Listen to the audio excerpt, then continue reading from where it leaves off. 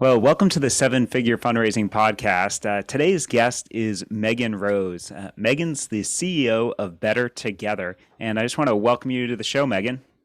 Thank you so much for having me. Always an honor. Well, it's really great to have you back on the show. Just to give our listeners a little background on you, I'm going to read your bio. Megan is the CEO of Better Together. Better Together provides a voluntary and preventative alternative to foster care, serving more than 1,500 children and keeping 96% of them out of the system. Additionally, the organization's Better Work program has helped over 16,000 job seekers through church-based job fairs in 10 states. And Megan was a first guest on our show back in 2019 on episode 13, where we talked about the lessons learned from her first year as a CEO. So really appreciate you coming back, Megan, and really curious to find out what's happened since you were last on. You know, we had this year of a pandemic. 2020 obviously was probably a better second year than it would be as a first year. But talk to us about, what Better Together did to meet that need with the pandemic and what the last year has been like. Thanks, Trevor. Well, it's been a crazy year, but it really was our best year yet. It was our most impactful year as far as fundraising impact. And I really think it just shows the importance of just private charity, being able to be nimble, react to the needs of the community, quickly shift and adapt, and be able to help families when they need it most. And that's what we do. We're on a mission to keep families together with our programs that lift people out of poverty through the power of jobs and helping parents just overcome a temporary crisis without losing their children to foster care. And the pandemic created two things: job loss and isolation. And so our programs were really able to fight back against those two things and really help families when they needed it most. And can you tell us, for listeners who aren't familiar with your program, how it works for somebody who needs that service where they not quite need foster care, but need like temporary help with childcare? Can you just walk us through how that works? Yes. So my background's in foster care. I was director of a foster care agency, did child welfare, and I went into it wanting to save children, but quickly realized that a lot of these families, they weren't bad parents. They were just parents that didn't have a lot of good choices. They were isolated, and small problems quickly spiraled into really big problems that would result in them losing their children. And so what we do is families, if they are facing addiction, mental health, and they want to seek treatment, we give them a dignified option. They can place their children with one of our vetted and background checked volunteer families that will care for them short term while they work to get back on their feet. And this works for families that are homeless. Maybe they lost their job, they're facing a medical emergency. But 60% of the kids that are in foster care are due to neglect. And research shows that neglect is preventable. And we're proving that by being able to connect these families that are struggling to volunteers that are caring and that want to come alongside and support them. That's great. And so what happens once the time period that the child's with one of these volunteer families, what happens at the end of that?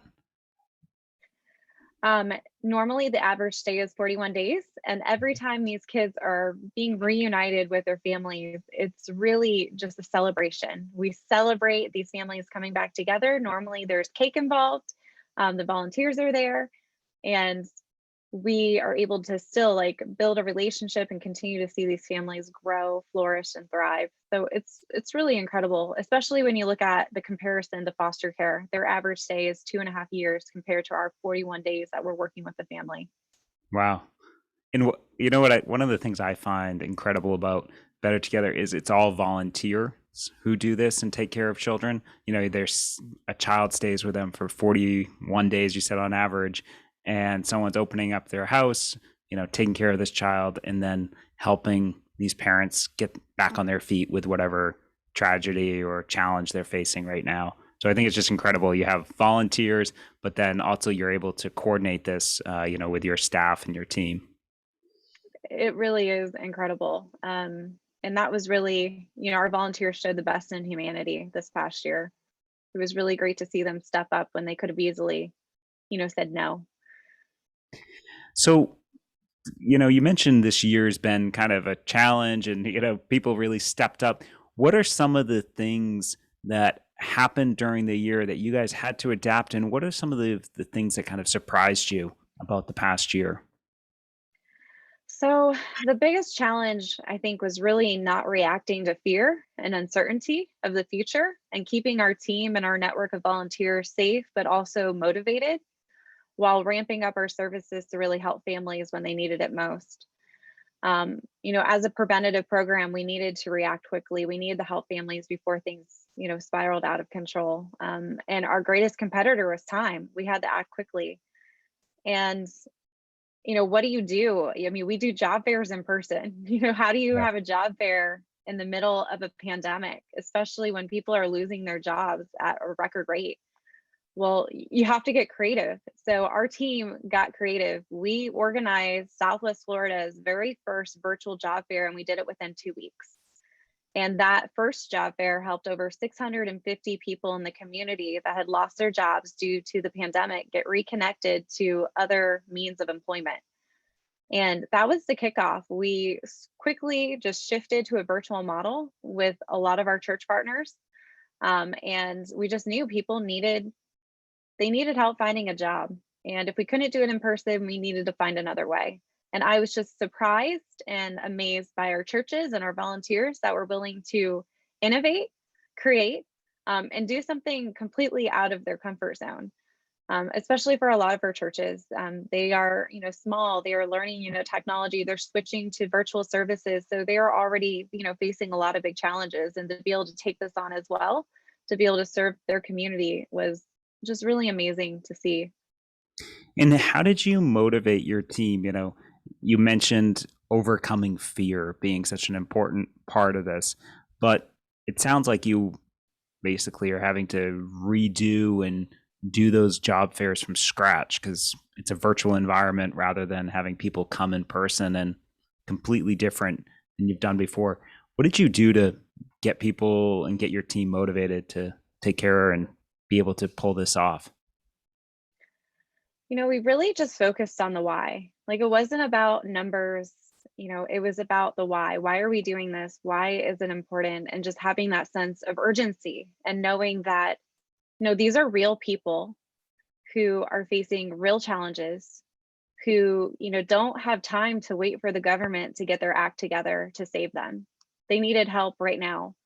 And empowering my team to really know that they can come up with solutions and they have answers that can really help, empower families and really change the whole trajectory of some of their lives, by getting them on a path to employment, by supporting their families when they need it, to avoid a lot of the breakdowns that happen with a family that can impact generations. I mean, their children, their future. And so just keeping everybody focused, but also empowering my staff. They're very entrepreneurial and giving them the freedom to make mistakes and try things new.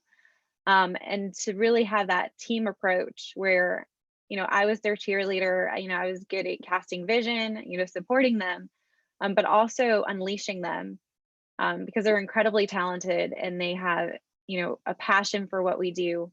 And if I would have controlled that, we wouldn't have been able to have the impact that we had this past year. So, what surprised you the most about this period? Man, Trevor, so much surprised me.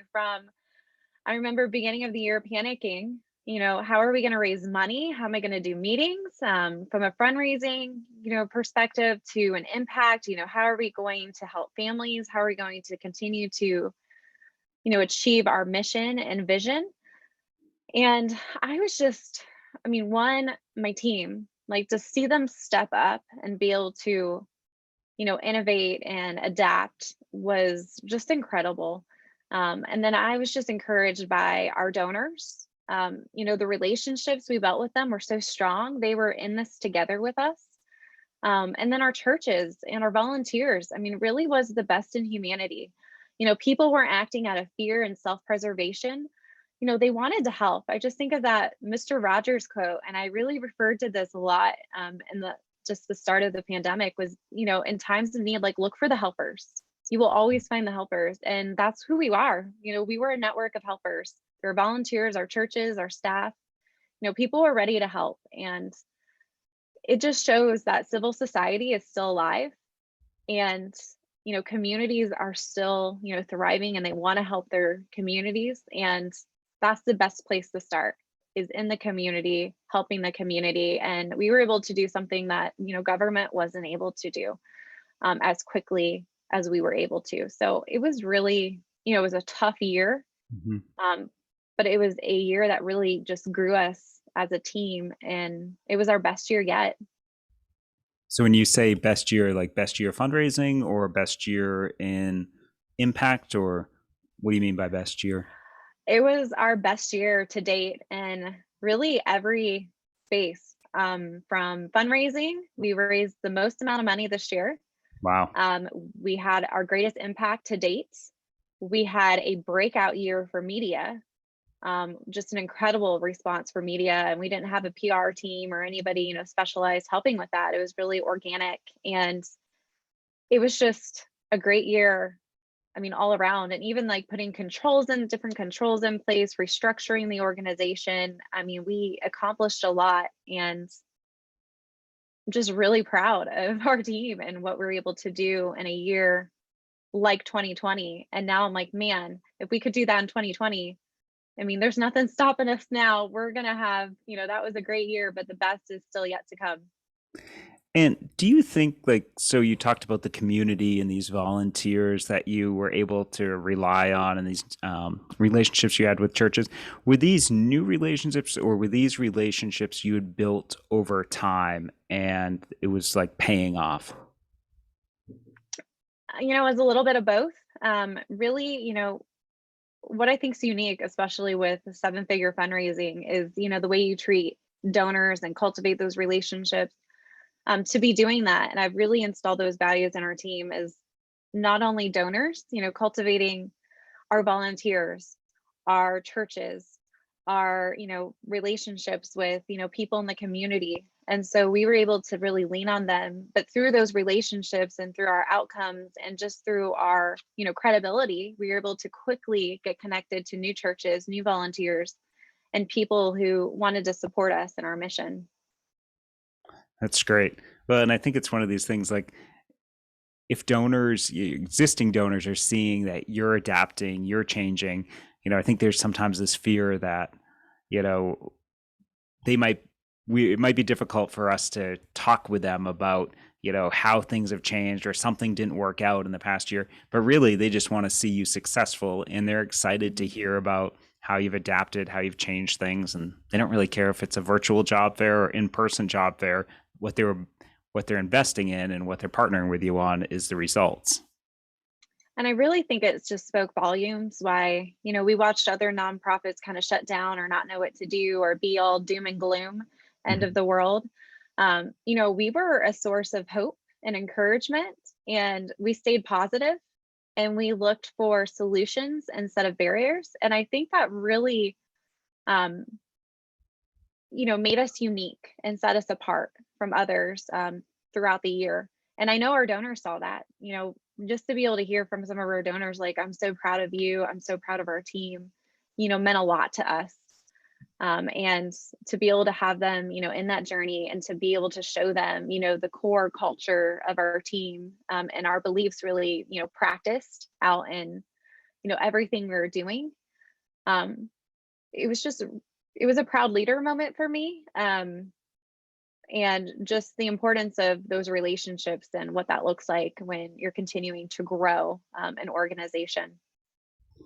Was there a moment where you kind of felt like it was going to be okay, or was there something that happened that kind of made you think, like, okay, we're going to get through this and it's going to be okay? It was just the peace. I just had a peace that everything was going to be okay. And I knew that my my ability to remain, focused and at peace and have clarity and stay strong was so important for the rest of my team. And my board was very instrumental and helping, giving me the support. I mean, our churches like saying, I mean, they're going through a lot and they're like, hey, Megan, how can I pray for you? How can I support you? So it's just really encouraging, especially knowing that you're not, doing this alone. There's other people who are, in a similar, circumstance. We're all going through this together. And so it's just really, I don't know, it was just really encouraging. And I always think those are the opportunities where you can really be elevated and shine. And I've been through a lot in my past, from trauma and tough situations, to know like this wasn't the end of the world. Right. It was going to be okay. We were going to get past this. And so I think perspective is so key. And to be able to have that perspective and know that, this is a tough year, but we're all going to get through this year. And I think it really defines like how you react into these type of situations, really defines like who you are as a leader, who you are as a nonprofit. And I'm really proud of what we accomplished and how we reacted to what seemed like impossible, circumstances. Right. And how, like, for other CEOs who are kind of new to their role, and perhaps hopefully this year won't be anything like last year, but there's Let's still hope. right, knock on wood. There's still challenges though that any organization's going to face, and going into areas where you have no prior history of dealing with it, or no roadmap of how you get through. What would you recommend be the thought process for these leaders as they're trying to decide what's the right course? I think sometimes it's important to take risks. We took some risks. We, innovated to this virtual job fair. We've never done a virtual job fair. We threw it together pretty quickly, but we had a plan and we had the right people contributing and participating. And one of the biggest risks we took this year was we invited a journalist in the middle of the pandemic to walk alongside one of our families. We didn't hold back. We let them into every part of what we did. And it was a big risk. I remember the journalist looked at me because it was a tough family. And she looked at me and she's like, are you sure you want us to do this? Are you, I can exit now. Are you sure you want us to continue this story? But I was so confident in our model. I was confident in what we built. And I'm so glad we did. It was wild. The journalist ended up sharing the story in a 4-part series, and it appeared on the front pages of USA Today papers in our Wow. area 4 consecutive days. I mean, and this was in the middle of some really big political things and, what we're dealing with in the country. And Right. here's our program front and center. And so it was really neat. And that was a risk I am so glad that we took, from doing our virtual job fair model to allowing a journalist to come follow us, from just a lot of different things, trusting my team and really watching them shine. I think it's important to, have confidence in your team, have confidence in your model, shift and adapt quickly, but, take those risks. And then, sometimes they don't work out, and that's okay. You learn and you adapt. That's, I think, the beauty of being entrepreneurial. Having that entrepreneurial spirit is you learn, you adapt, you try new things, and you figure out what works. Right.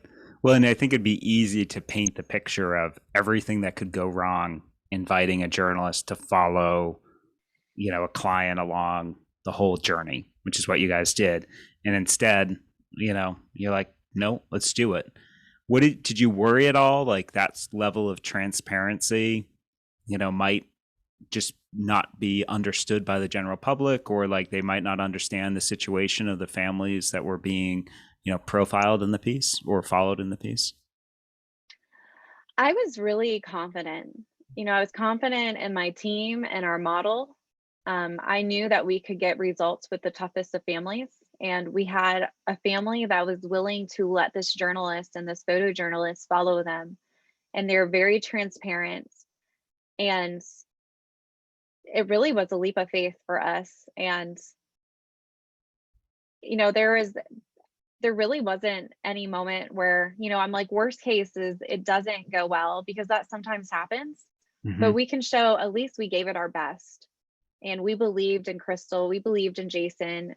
I knew that our team was going to give it all we had, just like we do for every single family. And regardless of what happened, I was proud of what we were doing and the opportunity we were giving this family to create a better life and avoid the need of foster care. And there's all these other kind of USA Today hit pieces coming out highlighting just a lot of the problems that were going on in foster care. So when I started seeing those pieces come out, I just thought the timing of this was really perfect to be able to show there is another way to help families that's better, that works. And then allowing the photojournalists and the journalists the freedom to be creative and really follow the story. They followed this family for 4.5 months in the middle of this pandemic. Wow. And, to see like our team in action, to be able to shine light on, their talent and these tough conversations. I think the story, the quality of it was so much better because we didn't try to control it. We just trusted this model we built and allowed them to be a part of it. And can you share for people who haven't read the article, just kind of the short version of what happened and what was profiled in the story, with Crystal and Jason? So we were introduced to Crystal from the Department of Children and Families. They're one of our partners. She was living in a halfway house. Jason was in the hospital. He had moved to a shelter. They were having some relationship issues, and she had this sweet little boy, blonde hair, blue eyes, just adorable, named Jack. And they could have easily sheltered Jack and put him into the foster care system. But they saw Crystal and they believed in her and they saw potential, and she wanted to better herself and her situation. And so we just connected her with this amazing host family. The host family actually ended up being a Department of Children and Family supervisor. He started out as just referring families to us, and then he became a host family himself because he believed in our model and saw how effective it was, and they wanted to be a part of it. And we worked with Crystal as far as employment. We helped her save money, helped her with budgeting, and helped Jason get the treatment he needed. He was struggling with addiction, and so he needed some support. And she was able to get into a home. She had a great job. We were able to set up childcare. And this was last year. And yesterday, I got an update from my team, and Jack and Crystal and Jason are doing great. They saved enough money. They just bought a car. They're both working. And they still have this amazing relationship with the family, the volunteers that care for Jack short term.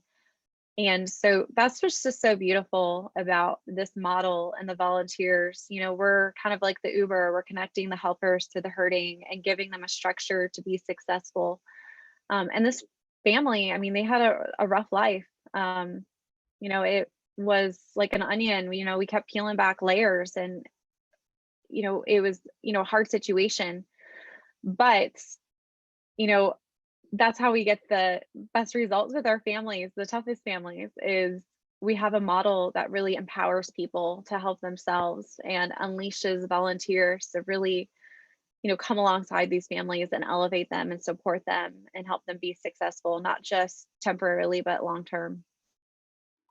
That's so great. And I love your line about your Uber connecting the helpers with the hurting. That's a great line. I think a great summary of what you guys do. What a great story too, like people getting ahead during the pandemic, when a lot of people, it would have been easy kind of to write that year off, but you're able to help them by connecting them with the help, but also with the treatment and these other aspects that they need, and looking at the whole family. I want to shift gears a little bit and just talk, obviously this is a 7-figure fundraising podcast, and talk a little bit about fundraising. And you alluded to that earlier, how this has been your best year. And partially that's also been driven by all of the media attention you've had organically over the past, 6 to 12 months. Can you talk to us about how you've generated this earned media, and then what's worked for that, and then what it's resulted in with fundraising? So it has been a wild year. Like I said, it was a breakout year for media, organic,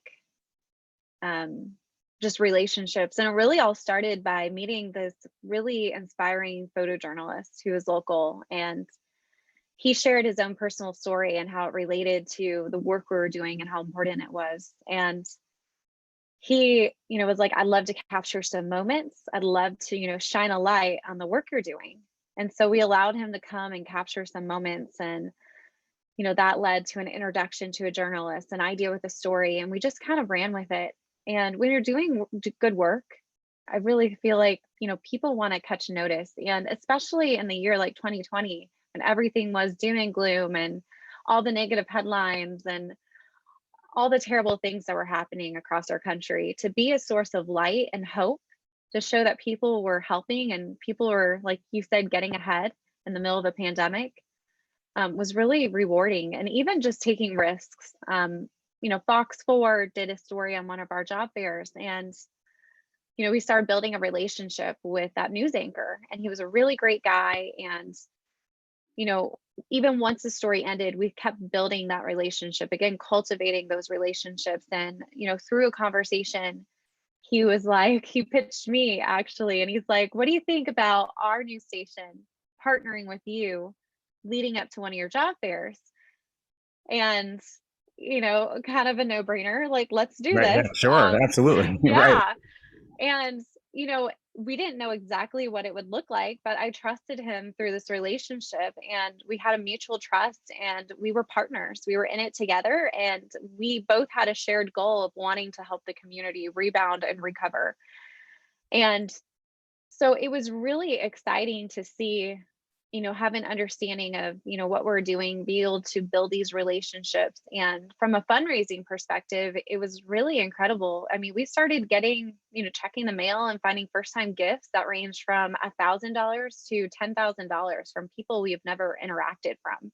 Wow. That's amazing. And oh, it was incredible. And just people reaching out, just feeling inspired. I mean, I remember getting emails still to this day of people just reminding me, like, thank you so much for you do. Like, it's inspiring. Like, it gives me hope, for humanity. And, to really draw the community together. Maybe they can't host a child in their home. Maybe they can't, host a job fair or job coach or mentor, but they can give diapers.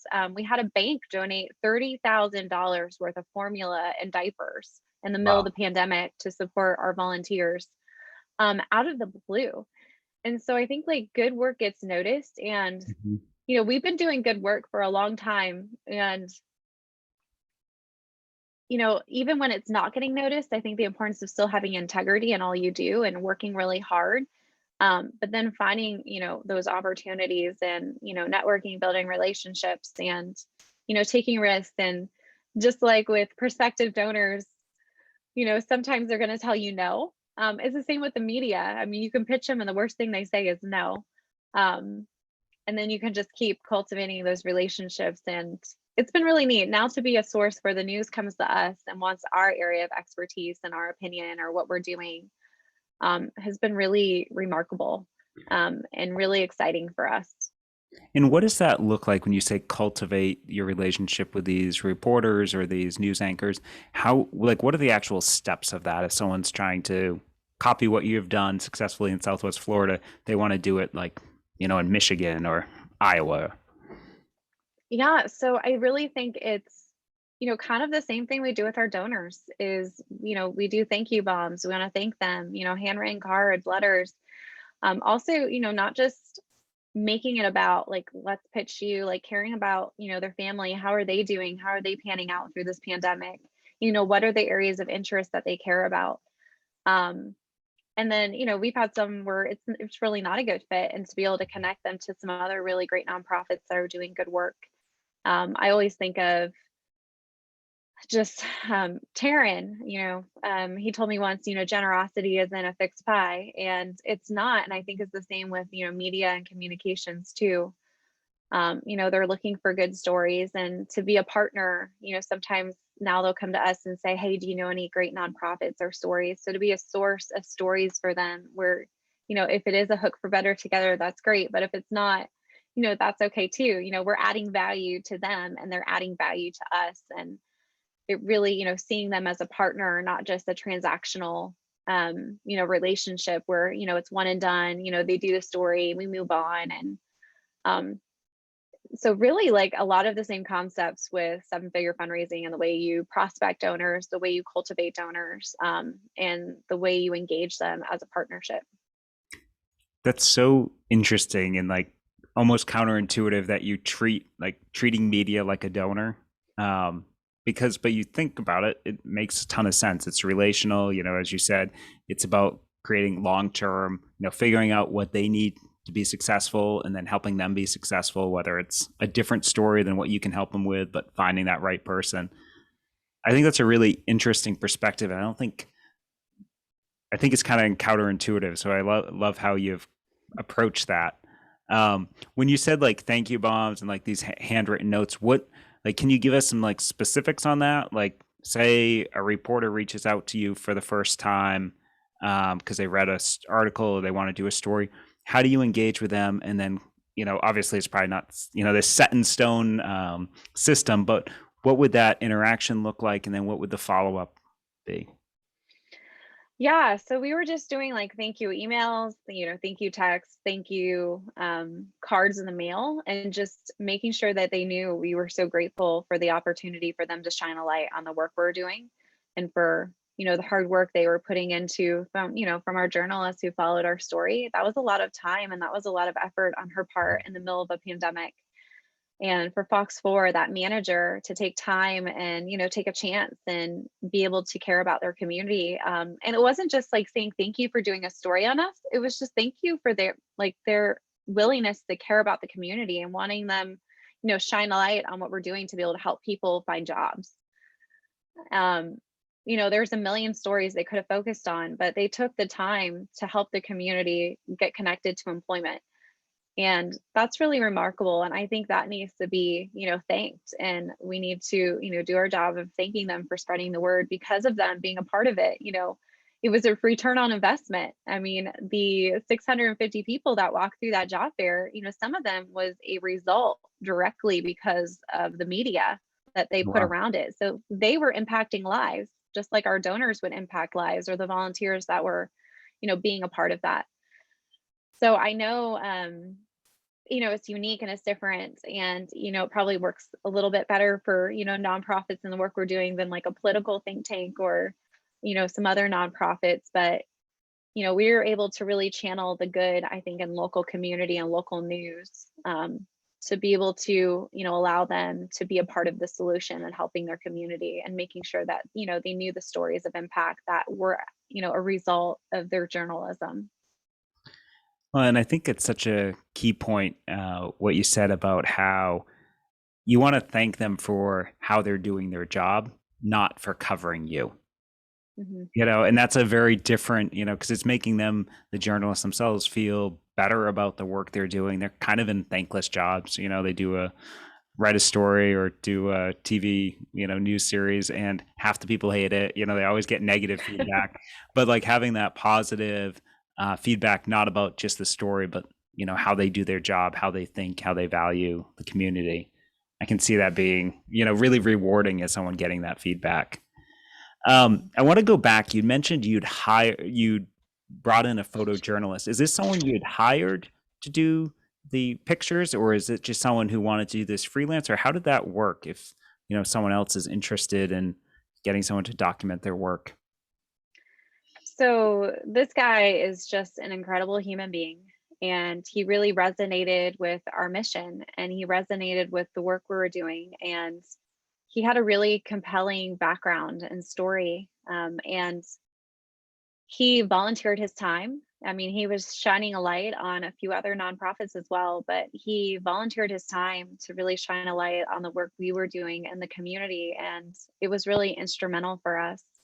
And just his creativity, his ideas, his feedback. And it, later became, we were, paying him to capture additional moments after, Mhm. outside of that, that initial, work he was doing, because he was just so talented. He was very gifted.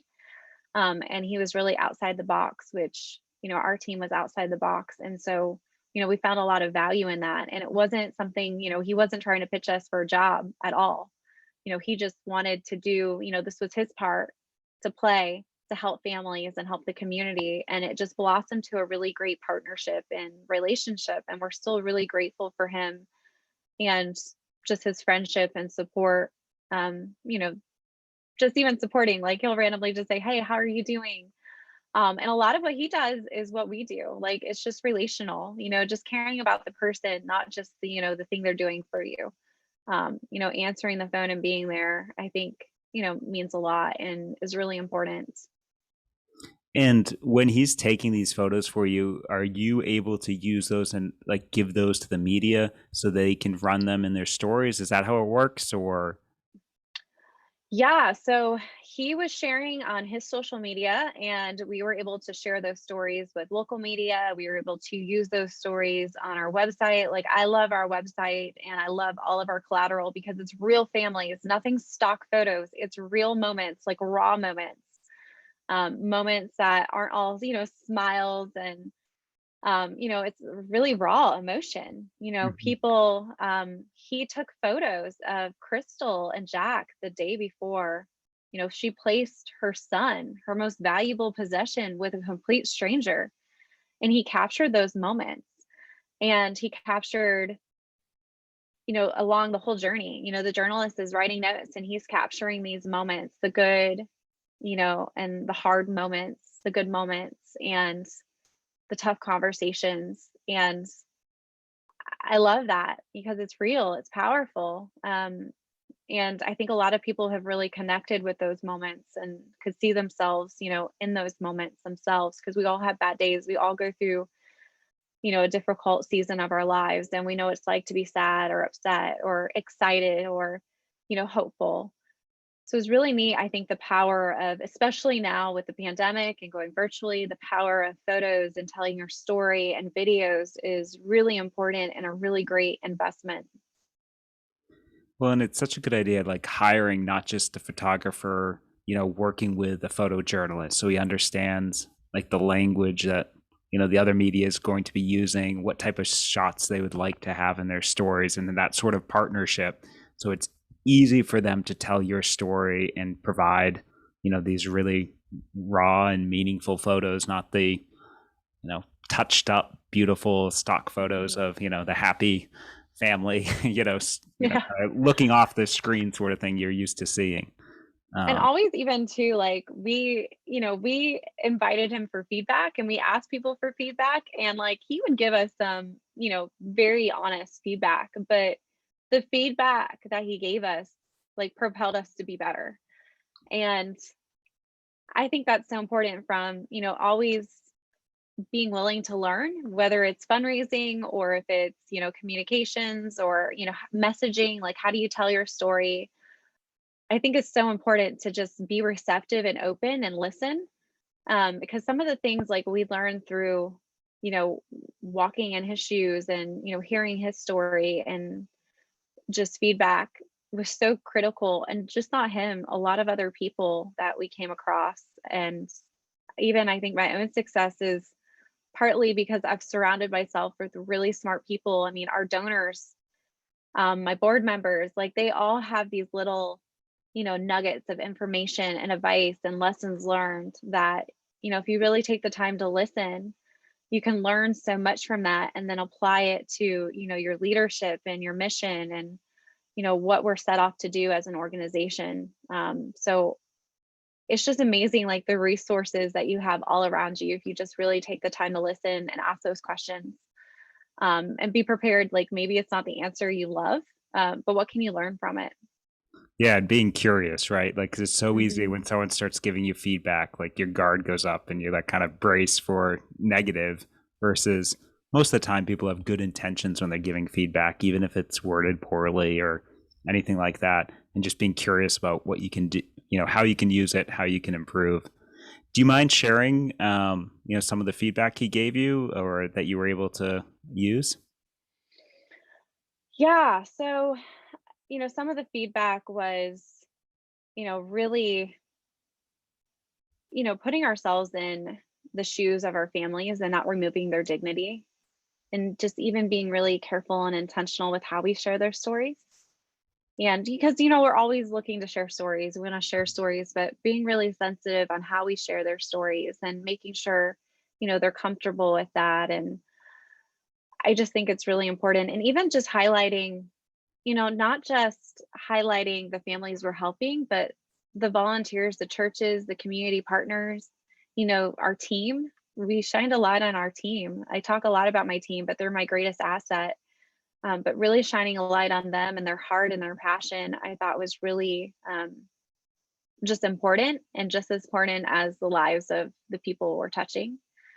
And, just even like we're going through the whole George Floyd and um, situation, and, just having somebody to kind of, we wanted to build trust in communities. We wanted to be, you know, empathetic and understanding. We wanted to, understand the needs of our community in a much more meaningful way.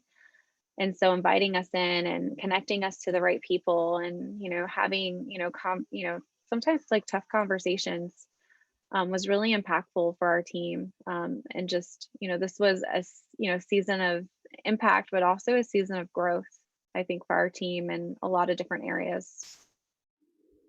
That's really interesting.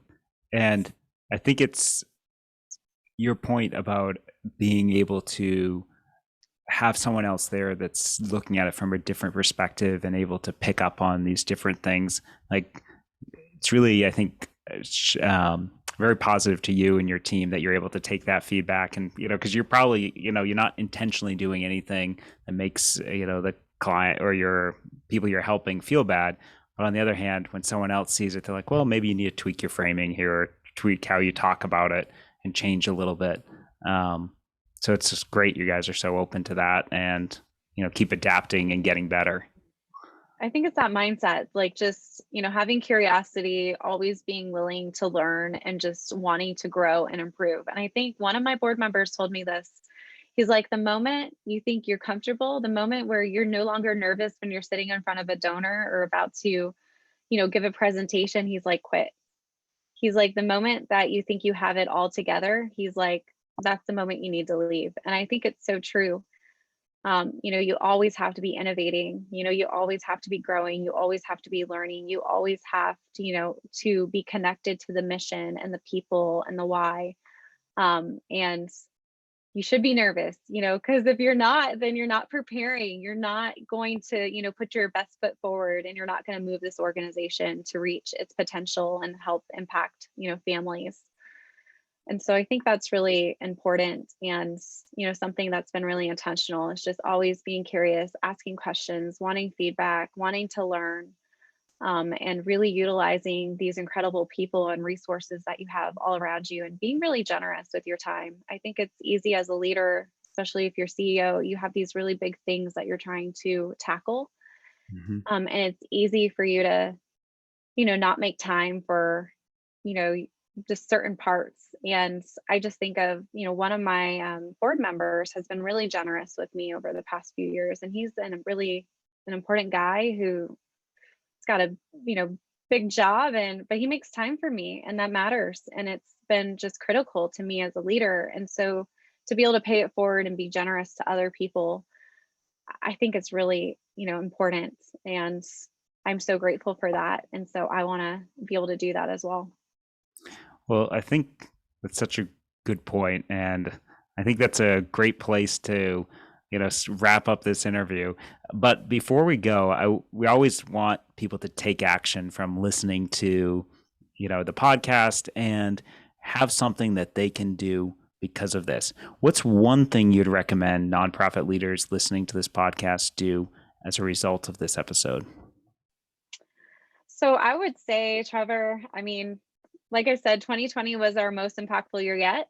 And so when you're faced with overwhelming needs and significant challenges, don't shut down, don't lose hope. Instead of seeing barriers, see opportunities, get creative.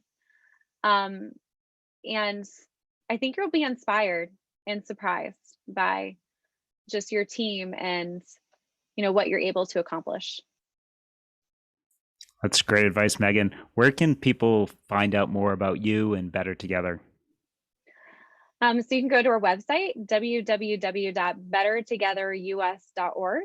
And yeah, we are always looking for churches and volunteers and supporters and would love to hear from you. Great. Well, it's been a pleasure talking to you again and having you on the podcast. And I wish you a really great 2021. And hopefully it'll be your best year ever, even better than last year. That's the plan. Thank you so much, Trevor. It's been great being here today and having this conversation.